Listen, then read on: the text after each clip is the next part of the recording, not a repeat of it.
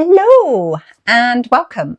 If you don't already know who I am, I'm Kate, and my channel is all about the lives and the works of the Brontë sisters. So it's a chilly and foggy day, so it's the perfect weather to snuggle down with a cup of tea and dive into something just a little bit special, because it's Victober.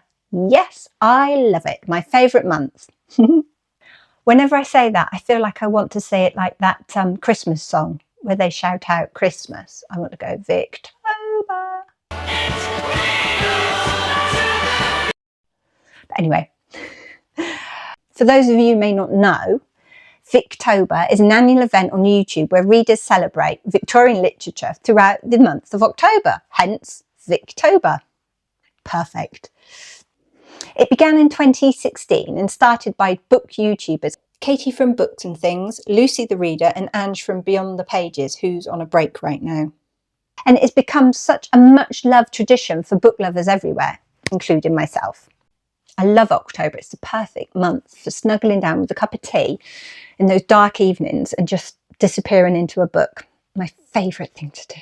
Anyway, the Victorian era, which spanned from 1837 to 1901, during the reign of Queen Victoria, was a time of great change and flourish in literature.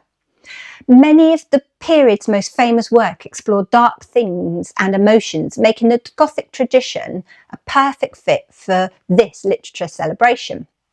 Few authors from this era captured the atmosphere quite like the Brontë sisters. So today we're going to be exploring how Charlotte, Emily and Anne Bronte wove Gothic elements into their novels, crafting stories filled with mystery, secrets and suspense. So whether you're a seasonal Victober reader or new to the event, this is the perfect time to immerse yourself in the haunting world of the Brontes. So let's dive into how these remarkable women transformed the Gothic tradition.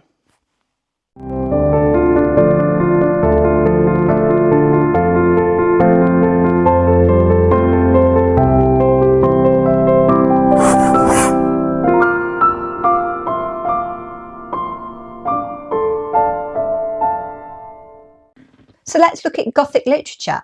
The Gothic tradition has its roots in the late 18th century with authors like Anne Radcliffe and Horace Walpole, introducing readers to shadowy castles and supernatural events and brooding heroes. But by the time the Brontë sisters began writing, Gothic literature had become an established genre. But they would take it into new and exciting directions. I mean, they were focusing not only on the external horror, but also on the dark corners of the human mind.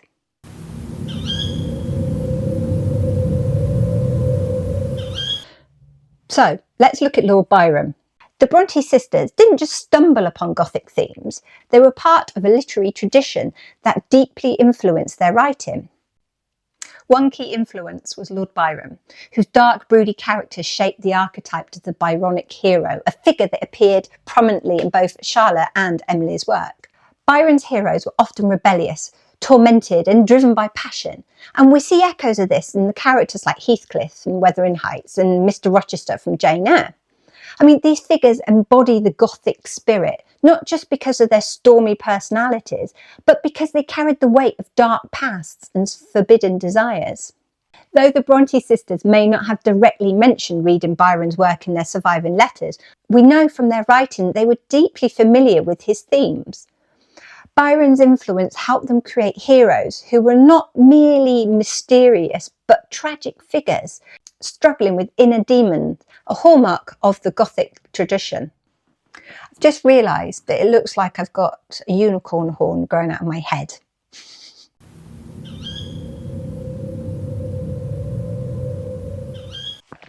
Oh, you can't go wrong with a cup of tea, can you?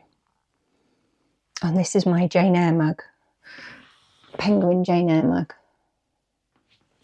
Very appropriate. So let's start with Charlotte Bronte's Jane Eyre. I'm going to put my tea down for this, I think. Getting serious. So Jane Eyre is a novel that beautifully marries Gothic elements with deep psychological and moral questions. Thornfield Hall, where much of the story unfolds, is a classic Gothic setting. It's remote, it's mysterious, and it's full of secrets. Thornfield Hall is not just a house, it's a character in itself. From its shadowy corridors to its locked attic, it embodies the Gothic idea of a place haunted by secrets. And, of course, at the heart of those secrets lies Paul Bertha Mason, the mysterious figure hidden away upstairs.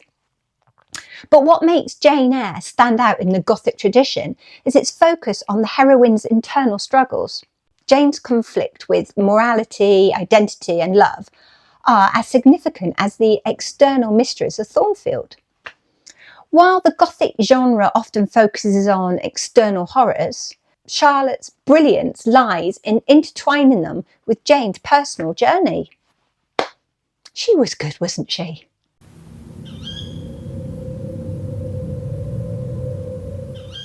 So, if Jane Eyre is a blend of Gothic and psychological drama, Emily Bronte's Wuthering Heights takes Gothic to the next level of extreme. Set on the wild Yorkshire moors, Wuthering Heights is a novel of raw emotion, violence and supernatural elements. The setting plays a critical role in Wuthering Heights. The moors are more than just a backdrop. They're almost a character in themselves, as is Thornfield Hall in Jane Eyre. It reflects the stormy and uncontrollable emotions of Heathcliff and Catherine. Heathcliff, I think, is the quintessential Byronic hero. He's dark, he's broody, and he's driven by passion. And we wouldn't have him any other way. The Gothic in Wuthering Heights isn't just about the moors in this isolated house. It's about the characters' intense and destructive relationship. Catherine and Heathcliff's bond transcends death itself, what with Catherine's ghost even making an appearance. And I think that's one of the most famous supernatural elements in this book, as well as in Gothic literature history. Yet again, Emily Bronte's innovation was to combine the Gothic with this intense psychological explosion. The characters' inner demons are just as terrifying as the external forces of nature outside on the moors.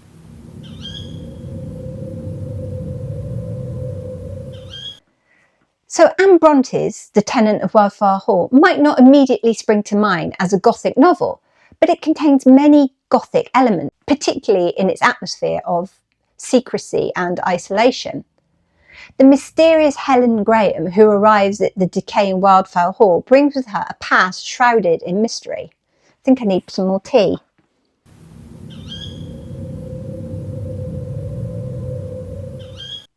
So I'm just going to jump in and tell you something. So as you all know, I do love a brew. And I've noticed when editing my video how often I mention cups of tea. It's slightly embarrassing now.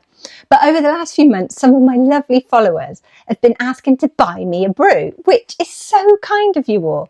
So I've set up a Ko-fi account, depends how you say it, where, and only if you want to, of course, please don't feel that you have to, you can donate the cost of a brew.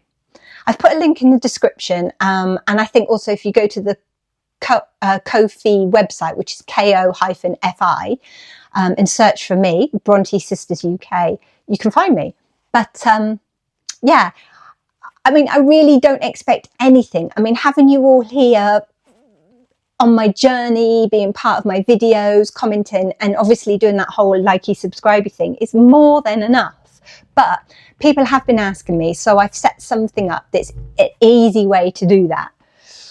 Oh, I just can't get over it. It really does. Every time someone says, oh, please let me buy you a brew, or they leave a comment saying, I'm really enjoying your video, I just get all gushy, you know. But this is something I've wanted to do for so long, these YouTube videos, but I've always been a little bit too shy or embarrassed or worried to do them.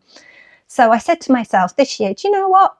I'm going to do it. So yeah, be brave. Anyway, so thank you everyone. And it's been so nice of you all, and everyone is so friendly, and I feel like I've got a lovely little community here. So yes, if you want to buy me a cup of tea, then you're more than welcome. The information's in the description. Thank you very much. Anyway, let's get back to the video. I think I might have to drink a bit of my tea first. Oh, look, I can't even go through this bit without talking about tea. So embarrassing. Right, tea.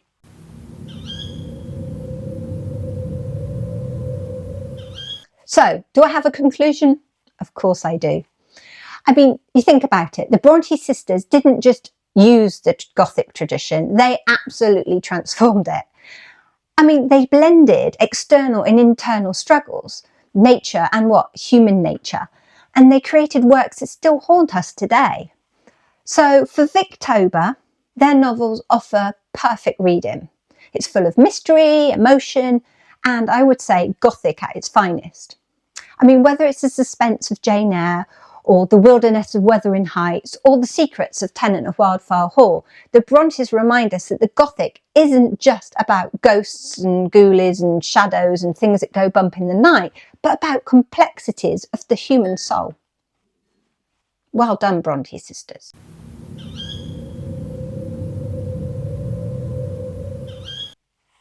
So some people have asked who this is, and this is Marjorie, even though my mum and I called her Lady Elizabeth for years because we didn't know who she was, and we knew that she was probably around the time of Elizabeth I.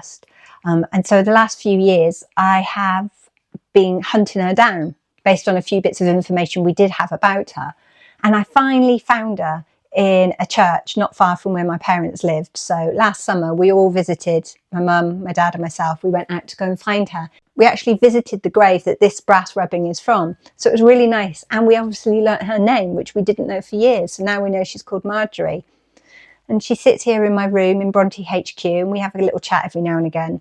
She's not very talkative, but, you know, she's very good at giving me the look, which says, don't be silly, or do that again, or what are you talking about? So, yeah, so she's here. She's part of Bronte HQ.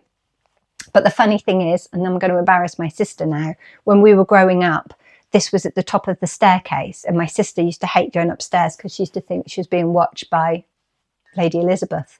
But I've always loved her. So she's come with me now to Yorkshire, and she sits here. Don't you? Yes.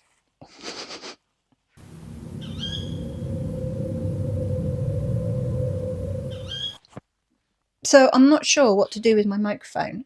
It feels funny up there. Oh, I've got a ruler. Maybe if I could pop it on the end of the ruler. Sorry if I'm making a lot of noise. Like that, like a microphone stand. My ruler, by the way, has kings and queens on. It's very useful. Do you remember the British game show called Blankety Blank in the 80s, and how they used to have microphones on very long, thin sticks, and Terry Wogan used to present the programme. He used to have one on a stick, and he used to stand with it like this. That's what I feel like. I don't think this is going to work. It's very distracting. I feel like I've got like a little fly or something hovering. I think I'll just put it back on my jumper. Good idea though. I could hold it in very funny ways. Be dramatic. The Brontë Sisters and their Gothic novels. It's not really going to work, is it? Why can't I concentrate? I've never managed to make a YouTube video where I'm not getting distracted or forget my words, or basically just make an idiot of myself. Right, better get back to it.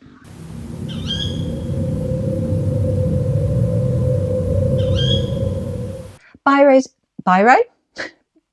is now called Brro. No, don't think so.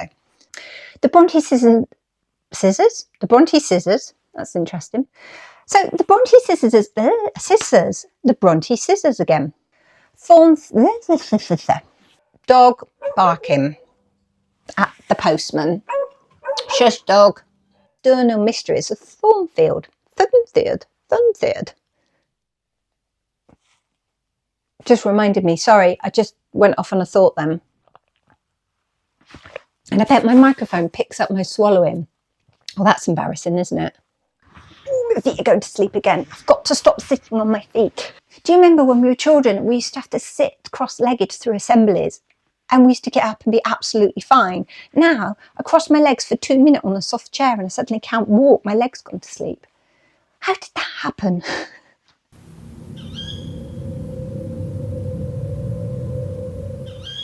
So thank you for watching today. It's really great to have you along with me. So I've got a few questions. What are you reading for Victober? I'd love to know. Any good suggestions out there for me? Also, what Bronte book are you either reading at the moment or plan to read during Victober? Because I'm sure a load of you are. Might be even rereading, I don't know.